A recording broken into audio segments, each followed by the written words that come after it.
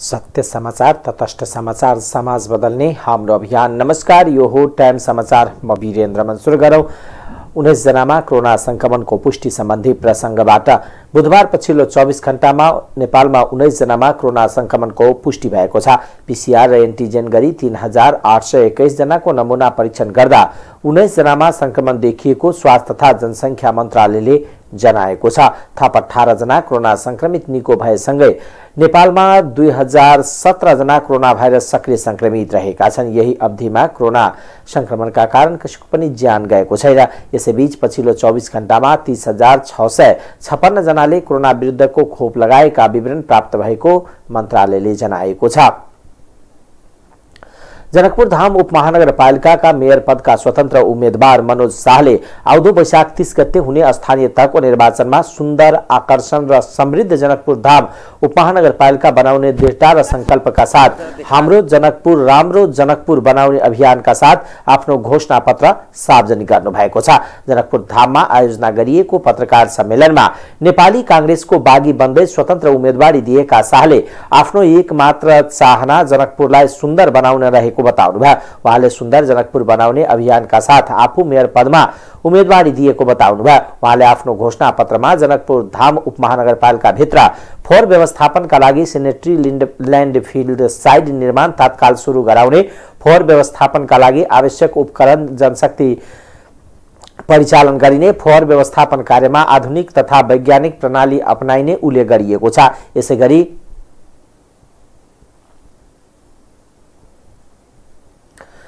जनकपुर उपमहानगरपालिका यथासम्भव प्रत्येक वार्डमा हुने गरी सुरक्षित एवं साधन सम्पन्न फोहोर संकलन केन्द्र स्थापना तथा सञ्चालन गरिने र फोहोर संकलन केन्द्रबाट तत्काल फोहोर मैला ल्यान्डफिल साइटसम्म पुर्याउने व्यवस्था गराइने उल्लेख गरिएको छ।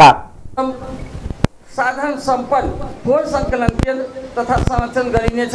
फोहोर संकलन केन्द्रबाट तत्काल फोहोर मैला ल्यान्डफिल साइटसम्म पुर्याउने व्यवस्था गरिनेछ। किनभने डाइरेक्ट एकैचोटि ल्यान्डफिल साइटमा पुग्न सकिँदैन, त प्रत्येक कुनामा हामी पनि त्यो फोहोर व्यवस्थापनको विकेन्द्रीकरण प्रणाली अन्तर्गत वार्डहरूलाई पनि हामी अधिकार दिई केन्द्रीकृत प्रणालीका अनुसार जसरी सबै फोहोरलाई एक ठाउँमा हामी ल्याउनेछौँ। तेस्रो, जनकपुर धाम सडक पेटी व्यवस्थापन गरी व्यवसायी तथा पर्यटक मैत्री बनाउने, ऐतिहासिक, धार्मिक, पुरातान्त्रिक तथा सांस्कृतिक सम्पदाको सम्भार मर्मत र रेखदेख तथा थप सौन्दर्यीकरण गर्नेछु। 4, ऐतिहासिक, धार्मिक तथा सांस्कृतिक धरोहरका विषयहरूमा खोजी नीति, अध्ययन, अनुसन्धान तथा तिनका विषय अन्तर्राष्ट्रिय एवं राष्ट्रिय स्तरका सूचना प्रवाह गरी जनकपुर धामको आर्थिक प्रगतिमा एउटा प्रमुख स्रोतको रूपमा पर्यटन व्यवसायलाई प्रवर्धन गर्नेछौँ। जनकपुर धाम स्थित ऐतिहासिक एवं धार्मिक महत्त्वका 12 बिघा रंगभूमि मैदानलाई स्वच्छ, सफा र हराभरा बनाउने, विभिन्न पोखरीको सरसफाई पनि र डिलको सौन्दर्यीकरण मार्फत रमणीय ठाउँको रूपमा विकास गर्नेछु। जनकपुर धाम उपमहानगरपालिका क्षेत्रभित्र सुरक्षा प्रबन्धनका लागि आवश्यक ठाउँहरूमा 24 घण्टा काम हुने गरी सीसीटीभी क्यामेरा जडान गराउने तथा सबै वडाहरूमा फ्री इन्टरनेट वाइफाई क्षेत्र बनाउने। उदाहरण नम्बर 7, जनकपुर धाम विमानस्थलको स्तर उन्नति तथा समृद्धि निकायसम्म गम्भीर समन्वय गरी तथा पर्यटन स्तर र क्षेत्रसँग जोड्न विमान सेवा सञ्चालन गर्न आवश्यक पहल गर्नेछु। यो एयरपोर्टलाई हामी यहाँ लेखेका छौँ स्तर उन्नतिमा म स्पष्ट गरिदिन चाहन्छु। अहिले जनकपुर उपमहानगरपालिका भित्रको विमानस्थल 1300 मिटरको रनवे छ।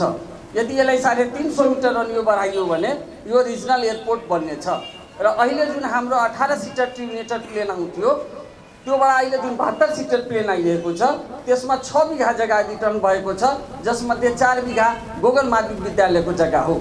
र यिनी जनकपुर एयरपोर्ट नागरिक उड्डयन शाहले जारी गरेको घोषणा पत्रमा धार्मिक सांस्कृतिक सम्पदाहरूको संरक्षण र यसलाई नियमित रेखदेख तथा थप सौन्दर्यीकरण गरिने जनाइएको छ।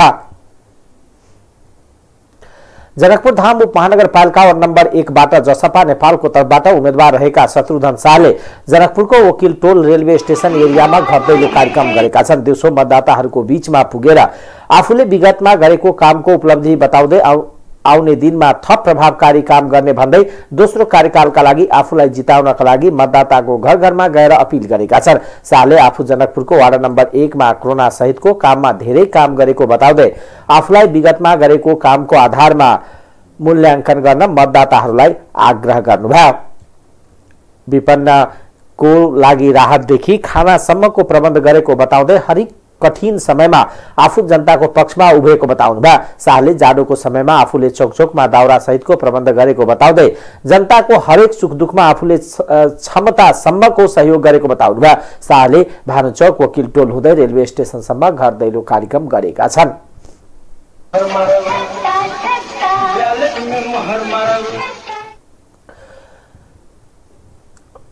बटेश्वर गाउँपालिकामा लोकतान्त्रिक समाजवादी पार्टी लोसपाका गाउँपालिका अध्यक्ष पदका उम्मेद्वार अजय कुमार राउतले घर दैलो अभियानलाई तीव्रता दिएका छन्। स्थानीय चुनावको केही दिन मात्र बाँकी रहँदा उनी गाउँपालिकाको विकास समृद्धि पार्ने एजेन्डा सहित घर दैलो पुगेर मत माग्न थालेका हुन्। बटेश्वर गाउँलाई भ्रष्टाचार मुक्त, गुणस्तरीय तथा प्रविधि शिक्षा, सुलभ उपचार सेवा, कृषि क्षेत्रको सिंचाई तथा समयमा मल खादको व्यवस्था, युवालाई स्थानीय स्तरमै रोजगारी सहित आफ्नो एजेन्डा रहेको बताउँदै राउतले बताउनुभयो। विगतका बटेश्वर गाउँपालिकाका भ्रष्टाचार र व्यथिति तथा समाज परिवर्तनका लागि खरो उत्रेकोले मतदाताले आफूलाई भारी मतले जिताउने विश्वास व्यक्त गर्नुभयो। जनता समाजवादी पार्टी जसपाको केन्द्रीय कार्यकारिणी सदस्य तथा पार्टी केन्द्रीय कार्यालय सचिव प्रकाश अधिकारीमाथि सिराहामा मंगलबार साँझ आक्रमण भएको छ। पूर्व पश्चिम राजमार्ग हुँदै पश्चिम दिशाबाट पूर्व गइरहेको बेला साँझ करिब 8:30 बजेतिर मिर्चैया गोल बजार नगरपालिकाको सीमामा पर्ने गुर्मी खोला पुल छेउमा उनीमाथि आक्रमण भएको हो। आक्रमणकारी समूहको पहिचान भइसकेको छैन। आक्रमणबाट उनी सामान्य घाइते भएका छन्। उनीमाथि भएको आक्रमण गर्ने समूह र कारणको विषयमा प्रहरीले अनुसन्धान गरिरहेको छ। सिराहामा उनीमाथि चुनावमा टिकट बेचेको आरोप लगाउँदै आएको छ। प्रहरी अनुसन्धानपछि आक्रमणको कारण खुल्ने छ, तर उनी चढेर आएको गाडी सरकारी गाडी रहेको खुलेको छ। काठमाडौँबाट सिराहाको गोल बजार आइरहेको उनले सेतो नम्बर प्लेटको बा 2J3651 नम्बरको स्कर्पियो प्रयोग गरेका थिए। गाडीको बीच सीटमा उनी आफै बसेका थिए भने पछाडिपट्टिको सीटमा जसपाको पर्चा पम्पलेट टन्न लोड गरिएको थियो। यो सिराहा नगरपालिकाका मेयर चढ्ने गाडी हो। सिराहा नगरपालिकामा जसपाबाट निर्वाचित निवर्तमान मेयर अशेश्वर यादव राजीनामा दिएर पुनः चुनाव लडेका छन्। चुनाव लड्न राजीनामा दिएको उनले गाडी पनि प्रशासनलाई जिम्मा लगाइदिएका थिए, तर प्रशासनको जिम्मामा गइसकेको गाडी कसरी कुनै संवैधानिक पदमा पनि नभएका निवर्तमान मेयरकै पार्टीका नेताले चढिरहेका थिए भन्ने गम्भीर प्रश्न सिराहा प्रशासनमाथि खडा भएको छ। यो घटनाले स्थानीय चुनावका लागि जनप्रतिनिधिहरूले राजीनामा दिइसकेको भए पनि अझ उनीहरूकै रजगज चलिरहेको प्रश्न देखिन्छ। उद्योगमा विद्युत आपूर्ति सुरु भएपछि मोरङ व्यापार संघ तथा नेपाल उद्योग परिसंघ प्रदेश 1 ले आन्दोलन स्थगित गरेका छन्। यसअघि विद्युत अवरुद्ध भइरहेको भन्दै उनीहरूले हिजोसम्म समस्या समाधान नभई चरणबद्ध आन्दोलनको घोषणा गरेका थिए। नेपाल विद्युत प्राधिकरणले प्रतिबद्धता अनुसार हिजोदेखि उद्योगमा नियमित विद्युत आपूर्ति गर्न थालेपछि आन्दोलन स्थगित गरिएको मोरङ व्यापार संघ तथा नेपाल उद्योग परिसंघ प्रदेश 1 ले विज्ञप्ति मार्फत जनाएका छन्। नेपालका धेरैजसो जलविद्युत आयोजना नदीमा आधारित रहेकोले हिउँदमा पानी घट्दा विद्युत उत्पादन स्वतः कम हुने गरेको छ। स्वदेशी उत्पादन घटेपछि प्राधिकरणले हिउँदमा भारतबाट बिजुली ल्याएर माग धानिरहेको छ, तर भारतमै पनि विद्युत उत्पादन घटेकोले माग अनुसारको विद्युत ल्याउन नसक्दा औद्योगिक क्षेत्रमा बिजुलीको आपूर्तिमा समस्या हुँदै आएको छ। त्रिभुवन विमानस्थलमा बम फेला नपरेपछि उडान सुरु भएको छ। महानगरीय अपराध महाशाखाका प्रमुख प्रहरी वरिष्ठ उपरीक्षक एसएसपी बसन्त बहादुर कुवरले विमानस्थलमा बम फेला नपरेको बताउनुभयो। उहाँले खोज तलास गर्दा कतै पनि बम फेला नपरेको उहाँले बताउनुभयो। प्रहरी उपरीक्षक कुवरले केही छैन तर पनि अपरेसन भएको उहाँले जानकारी दिनु। कसैले फोन गरेर बम छ भन्यो, अनुसन्धान भइरहेको छ।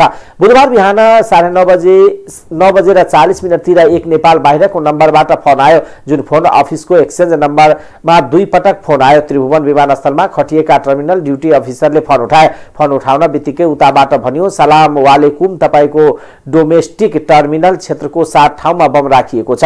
2 घण्टापछि विस्फोट हुन्छ। त्यसको केही समय पुनः फोन आयो। यताबाट टर्मिनल ड्युटी अफिसरले प्रश्न गर्न नपाउँदै उताबाट 7 ठाउँमा बम राखिएको र 2 घण्टाभित्र विस्फोट हुने कुरा दोहोऱ्याए। विमानस्थल परिसरमा बम राखेको र डिस्पोज गर्न चुनौती दिएको प्रहरीले जनाएको छ।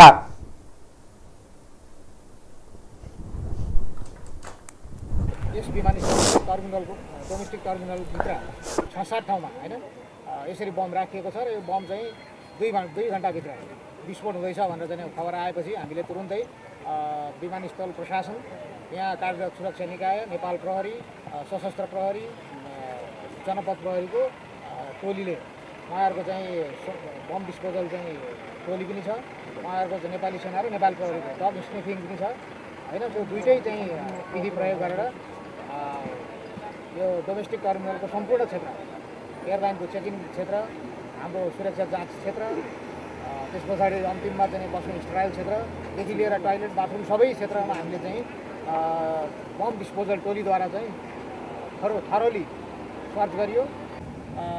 तपाईँको चाहिँ अहिले 11:10 हामीले यो एयरपोर्ट सञ्चालनलाई पुनः चाहिँ के गर्यो भन्दाखेरि नर्मल गरेको अवस्था छ।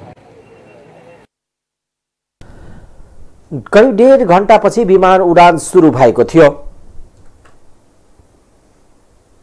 नेपाली कांग्रेसले प्रधानमन्त्री शेरबहादुर देउवाको उपस्थितिमा देशका प्रमुख 10 शहरमा चुनावी सभा आयोजना गर्ने भएको छ।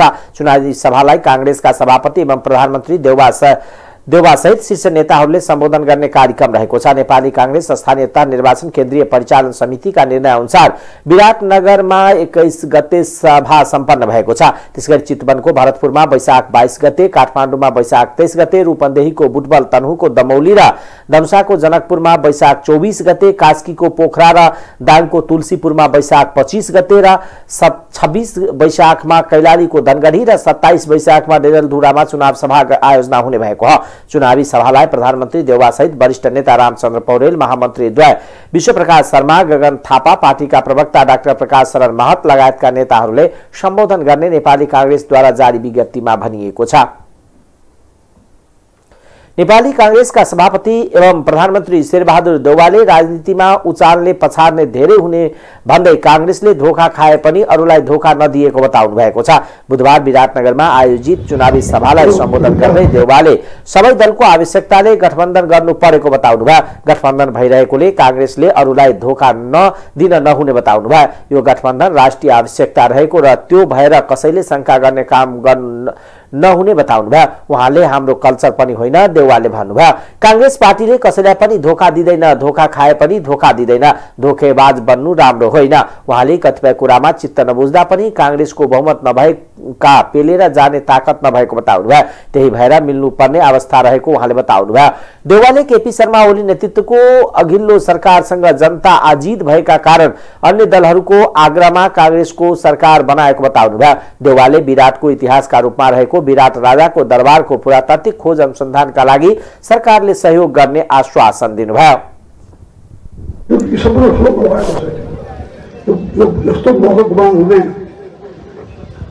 उचाल्ने पछाडिमा धेरै हुन्छ जस्तो लाग्छ हामी चाहिँ स्वार्थ होला। त्यसैले चाहिँ गठबन्धन आवश्यकता छ।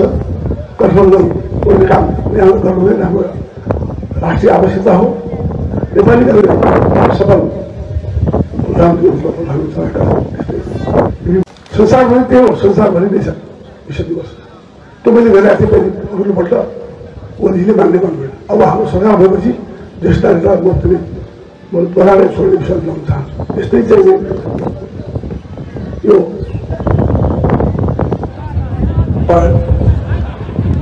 राष्ट्रिय चुनावमा सरकारलाई जिताउनुहोस्, गठबन्धन जिताउनुहोस्। यहाँ विकासका सम्पूर्ण कामहरू सरकारले गर्ने विषय ल्याउन चाहन्छु। मलाई धेरै लामो समय दिनु छैन। आधी त्यहाँ पुग्नु छ, चितवन पुग्नु छ। चितवन पुगेर चाहिँ अब पछि राति 5 बजी पनि त्यहाँ ल्यान्डिङ दिएर भए पनि क्यापासिटी पनि पैदा गर्नुपर्छ। दिएको अधिकार पुरा गर्न सकोस्, पैसा पुरा गर्न सकोस्। त्यस कारण क्यापासिटी बिल्डिङ बनाउनु र साथसाथै पुरा अधिकारलाई पनि क्यापासिटी बिल्डिङ लागू गरेर आफ्नो ठाउँको विकास गरेको थियो। मैले हेर्नुहोस्, उनलाई चाहिँ मैले उसलाई मागेको थिएँ, दिन सकिनँ। पछि उनलाई चाहिँ के अरे यो स्थान उसमा के अरे प्रदेश मान्य दिन सकेँ। गठबन्धन विराटनगरको मेयरमा अहिले टिकट पाएर उम्मेदवार बनेका नागेश कोइरालालाई आफूले विगतमा अन्याय गरेको बताउनु भयो। कोइराला प्रदेशको मान्य बन्न खोज्दा आफूले ध्यान नदिएको बताउनु भयो। अहिले भने कोइरालालाई मेयरको रूपमा अघि सारेको र पहाड मध्य सबैलाई बुझेर विराटनगरमा जसपालाई उपमेयर दिएको बताउनु भयो। संस्कृति पर्यटन तथा नागरिक उड्डयन मंत्री प्रेम बहादुर आलेले कैलालीको धनगढी डोटीको बीपी नगर डगसेरा तथा बाझाङ उरै चीनको ताक्लाकोट जान्नका लागि सीधा सडक अर्थात् द्रुत मार्ग निर्माण गरिने बताउनु भएको छ। कैलालीको धनगढीमा रहेको गेटा विमानस्थल क्षेत्रीय अन्तर्राष्ट्रिय स्तरको विमानस्थल स्तर उन्नतिका साथै धनगढी डोटीको बीपी नगर गडेसेरा तथा बाझाङ उरै हुँदै चीनको ताक्लाकोट जोड्ने सडकको पूर्वाधार निर्माण तथा स्थानीयवासीसँग सुझाव संकलनका लागि डोटीको जोरायल गाउँपालिका 5 गडसेरा पुग्नुभएका मन्त्री आलेले यहाँका स्थानीयवासीसँगको भेटघाट तथा छलफलका क्रममा उक्त सडक निर्माण गरिने बताउनुभयो। उहाँले कैलालीको धनगढीदेखि चीनको तक्लाकोट सम्म जोड्ने आफूले द्रुत मार्ग निर्माणका लागि पहल सुरु गरेको र सो सडक निर्माण हुनेमा जोड दिनुभयो। मन्त्री आलेले विगतका समयमा सुदूरपश्चिममा विकासको काम पनि कमी हुने गरेको र बजेट पनि कम आउने गरेकोले आफू मन्त्री भएपछि अहिले यहाँ बाँकी रहेका सबै विकासका काम पूरा गरेर देखाउने दावी गर्नुभयो। यसैगरी मन्त्री आलेले कैलालीको धनगढीदेखि चीनको ताक्लाकोटसम्मको सडक जोडिएर चीनका पर्यटक पनि सुदूरपश्चिम आउन सहज हुने र भारतको पर्यटक पनि आउने भएकोले पर्यटक भित्र आउन सके यहाँको विकासमा सहज हुने जिकिर गर्नुभयो। नेपाल प्रहरीको प्रहरी महानिरीक्षक आईजीपी नियुक्ति विरुद्धको मुद्दा हेर्दैमा राखिएको छ। सर्वोच्च अदालतका न्यायाधीश सुषमा लता माथेमाको इजलासमा भइरहेको बहस नसकिएपछि मुद्दा हेर्दैमा राखिएको हो। उक्त मुद्दामा सरकारी पक्ष समेत बहसका लागि निवेदन दिएर आएपछि बहस लम्बिएको हो। सरकारले धीरज प्रताप सिंहलाई आईजीपीमा नियुक्त गरेपछि एआईजी विश्वराज खड्काले सर्वोच्चमा रिट निवेदन दायर गरेका थिए। सरकारले गरेको उक्त निर्णय खारिज गर्न परमादेशको माग गर्दै पोखरेलले वारिसनामा मार्फत सोमबार रिट दायर गरेका थिए। रिटमाथि पहिलो बहस भएको हो। दिनभर बहस नसकिएपछि भोलिका लागि सारिएको छ। महान्यायाधिवक्ताको कार्यालयले समेत बहसमा सहभागी हुन पाउनुपर्ने माग गर्दै सर्वोच्चमा निवेदन दिएको थियो। सोही आधारमा महान्यायाधिवक्ता खम्ब बहादुर खाती पनि बहसमा सहभागी भए। रिटमा पोखरेलको तर्फबाट मेघराज पोखरेल, सतीश कृष्ण खरेल, हरिहर दाहाल, महादेव यादव लगायतले बहस गरेका थिए। नवनियुक्त आईजीपी सिंहको तर्फबाट समेत अभिवक्ताहरूले बहस गरेका थिए। उनको तर्फबाट महान्यायाधिवक्ता खाती सहित वरिष्ठ अधिवक्ताहरू सुशील पन्त, भीमार्जुन आचार्य, टीकाराम भट्टराई लगायतले बहस गरेका थिए। बहसको क्रम नसकिएपछि मुद्दा हेर्दैमा राखिएको हो। नेत्र विक्रम चन्द्र विप्लव नेतृत्वको नेकपाको नेताद्वय हेमन्त प्रकाश ओली, सुदर्शन र धर्मेन्द्र बास्तोला पक्षको भेलाले महासचिव विप्लवलाई कारवाही गरेको छ। आजदेखि चितवनमा सुरु भएको भेलाले महासचिव विप्लवलाई कारवाही गरेर नयाँ संयोजक तोकेको हो। त्यस्तै भेलाले प्रवक्ता खड्ग बहादुर विश्वकर्मा प्रकाण्डलाई पनि कारवाही गरेको छ। विप्लवलाई कारवाही गरेर धर्मेन्द्र बास्तोलालाई पार्टीको संयोजक तोकेको छ। यसअघि विप्लवले पार्टीको हित विपरीत लागेको भन्दै ओली र बास्तोलालाई कारवाही गरेका थिए। ओली बास्तोला समूहले पार्टीमा आफ्नो बहुमत भएकोमा दावी गर्दै आइरहेका छन्। विप्लव नेकपा भित्र स्थानीय निर्वाचनमा भाग लिएर जाने कि बहिष्कार गरेर अघि बढ्ने भन्ने विषयमा द्विधार देखिएको थियो। विप्लव पक्षले चुनावलाई उपयोग गर्ने बताएको थियो भने अर्को पक्षले चुनाव बहिष्कार गरेर अघि बढ्ने बताएको थियो। अब आर्थिक समाचार।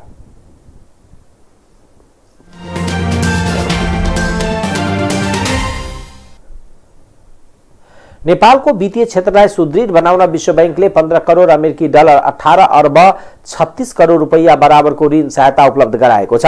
वित्तीय क्षेत्रको स्थायित्व वृद्धि गर्ने, वित्तीय समाधानको विविधीकरण गर्न र नेपालमा वित्तीय सेवामा पहुँच बढाउन नेपाल सरकार र विश्व बैंक बीच बुधबार अर्थ मन्त्रालयमा ऋण सम्झौतामा हस्ताक्षर भएको हो। यसलाई वृद्धिका लागि वित्त नीति ऋण सम्झौता नामक दिएको छ। सम्झौतामा नेपाल सरकारका तर्फबाट अर्थ सचिव मधु कुमार मिरासिनी र विश्व बैंकका नेपाल तर्फ मालदिप्स, नेपाल र श्रीलङ्काका राष्ट्रिय निर्देशक फारिस हदाद जारभोसले हस्ताक्षर गर्नुभयो। यो सहायताबाट कोभिड-19 र जलवायु परिवर्तनका उदयमान जोखिम सम्बोधन गर्न सहयोग पुग्ने अर्थ सचिव मिरासिनीले बताउनुभयो। उहाँले डिजिटल भुक्तानी र वित्तीय समावेशीकरणलाई मूल प्रवाहमा ल्याउन समेत सहयोग केन्द्रित रहेको बताउनुभयो। यो आयोजनालाई विश्व बैंकको कार्यकारी निर्देशक बोर्डले गत 10 चैतमा अनुमोदन गरेको थियो।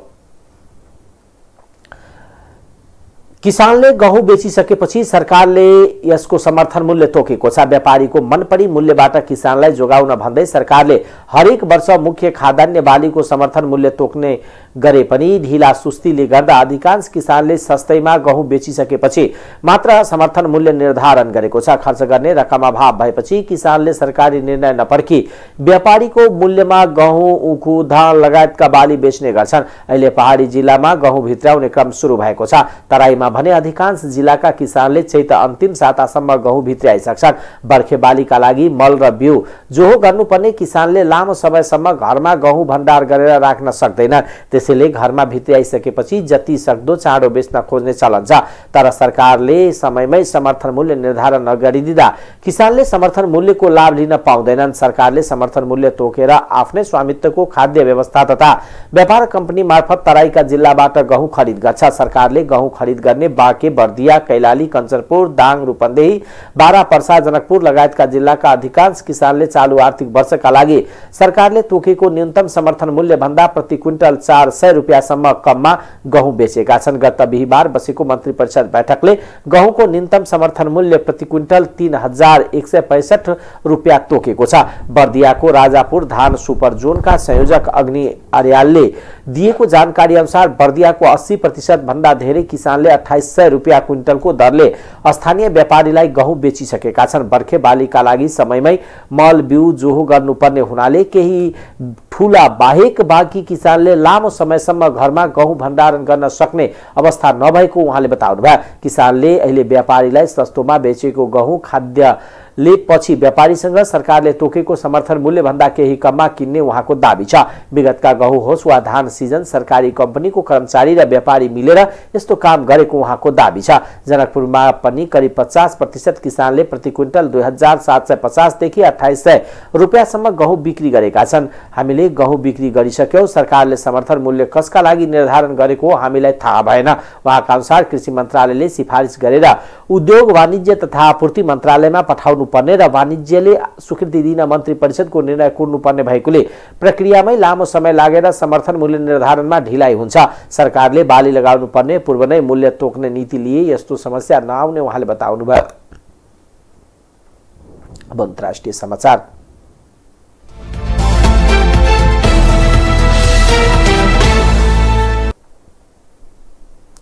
युक्रेनमा मंगलबार भएको एक बस दुर्घटनामा परि कम्तीमा पनि 16 जनाको ज्यान गएको छ। पश्चिमी युक्रेनको सिटेन भन्ने स्थानमा एक यात्रुवाहक बस र इन्धन बोकेको ट्रक एक आपसमा ठोकिएको थियो। त्यसक्रममा बसमा रहेका अन्य 6 जना घाइते भएका थिए। स्थानीय समयअनुसार मंगलबार साँझ 7:20 सो दुर्घटना भएको युक्रेनको प्रहरीले जनाएको छ। अहिले सो दुर्घटना भएको किप्चाचोप राजमार्ग बन्द भएको छ। प्रहरीले उक्त राजमार्ग बन्द गरेर अनुसन्धान थालेको जनाएको छ। युक्रेनमा रुसी सेनाको आक्रमणबाट 21 सर्वसाधारणको मृत्यु भएको छ। अन्य 27 जना घाइते भएका छन्। त्यस्तै बन्दरगाह शहरी मारियोपोलको स्टिल कारखानामा फसेका थप 100 भन्दा बढी नागरिकको उद्धार गरिएको संयुक्त राष्ट्र संघले जनाएको छ। संयुक्त राष्ट्र संघको राहत टोलीका सदस्यहरूले उनीहरूको उद्धार गरेका हुन्। यसैबीच बेलायतले युक्रेनलाई 3 अर्ब 76 करोड अमेरिकी डलर सहयोग गर्ने घोषणा गरेको छ। बेलायतका प्रधानमन्त्री बोरिस जोनसनले युक्रेनको संसदलाई अनलाइन माध्यमबाट सम्बोधन गर्दै सहयोगको घोषणा गरेका हुन्। आक्रमण गरेपछि सहयोगको अपील गरिरहेको युक्रेनलाई बेलायतले यसअघि नै सहयोग गर्ने आश्वासन दिएको थियो। बेलायतले अहिले घोषणा गरेको सहयोग सैन्य सहयोग भएको बताएको छ।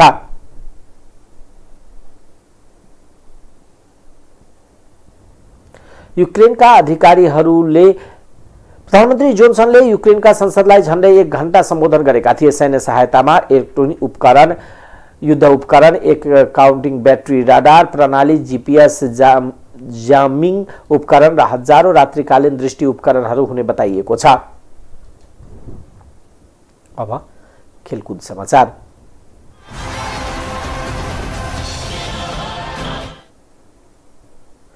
नेपाल र जिम्बाब्वे ए टिम बीचको अन्तिम टी20 खेल नेपालले 8 विकेटले पराजित गरेको छ। बुधबार भएको अन्तिम खेलमा त्रिवी क्रिकेट मैदानमा जितका लागि 137 रनको लक्ष्य पछ्याएको नेपालले 15.5 ओभरमा 2 विकेट गुमाएर लक्ष्य भेट्टायो। नेपालको जितमा ओपनर ब्याटर आसिफ शेखले 13 चौका र 1 छक्काको मद्दतमा अभिजित 87 रन बनाए। कुशल भुर्तेलले 34, बक्सिर अहमदले 15 बनाए। दिपेन्द्र सिंह एरी भने शून्यमा अभिजित रहे। जिम्बाब्वेका लागि लेकु जङ्वे बान्डन मुर्तोबे 1-1 विकेट लिए। T20 सिरिज सकिएसँगै नेपालले सोही टिमसँग 3 खेलको 1 दिवसीय सिरिज खेल्नेछ। सिरिजका खेलहरू शुक्रबार, शनिबार र सोमबार त्रिवी क्रिकेट मैदानमा हुनेछ। नेपाल पुलिस क्लब 6ठौं संस्करणमा को जारी राष्ट्रिय महिला तथा पुरुष क्लब भलिबल लीग प्रतियोगिताको खेलमा महिलातर्फ विजय भएको छ। त्रिपुरेश्वर स्थित राष्ट्रिय खेलकुद परिषद राखेपाको कबड हलमा भएको खेलमा पुलिसले एभरेस्ट भलिबल क्लबलाई 3-0 को सेटमा हराउँदै विजय भएको हो। पुलिसले एभरेस्टमाथि 25-18, 25-19, 25-14 को सेटमा जित निकालेको थियो। जितसँगै पुलिसले 2 खेलमा 2 अङ्क जोडेको छ। पुलिस अङ्क तालिकाको शीर्ष स्थानमा छ। महिलातर्फ Tribhuvan army club, Nepal police club, APF club, new diamond र एभरेस्ट भलिबल क्लब सहभागी छन्। टाइम्स समाचार अहिलेको लागि यति नै। हेर्दै गर्नुहोला टाइम्स टेलिभिजन। नमस्कार।